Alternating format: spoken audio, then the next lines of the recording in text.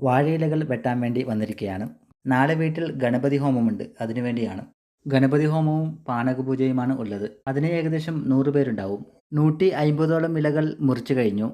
ഇതിനി നേരെ വെച്ച് കെട്ടുകളാക്കി വീട്ടിലേക്ക് കൊണ്ടുപോകണം. അതിനുവേണ്ടി നേരെ വെച്ച് കൊണ്ടിരിക്കുകയാണ്. ഗണപതി ഹോമം തുടങ്ങിയിരിക്കുകയാണ്.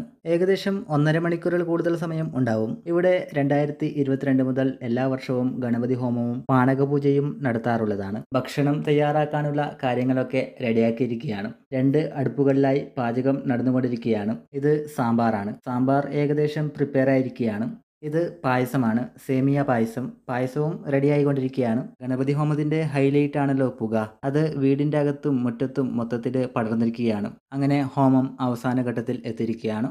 പൂജാരിയുടെ സഹായിക്കും പൂജാരിക്കുമുള്ള ദക്ഷിണയാണ് ഈ കൊടുക്കുന്നത്. ഇനി പൂജാരി ഗ്രഹനാഥൻ്റെയും ഗ്രഹനാഥയുടെയും കയ്യിൽ ഹോമത്തിന് സമർപ്പിച്ച പൂക്കളും പഴങ്ങളും കൈമാറുന്ന ചടങ്ങാണ്. നിലവിളക്കും ആ പഴങ്ങളും പൂക്കളും അടങ്ങിയ പാത്രം പൂജാമുറിയിൽ വയ്ക്കുകയാണ്. ഞാൻ പായസം കുടിക്കുകയാണ്. സദ്യയുടെ വീഡിയോ എടുക്കുവാൻ സാധിച്ചില്ല. പായസം അടിപൊളിയാണ്. നല്ല രസമുണ്ട്. ചാനൽ സബ്സ്ക്രൈബ് ചെയ്യുമെന്ന് വിചാരിക്കുന്നു. അടുത്ത വീഡിയോയിൽ കാണാം.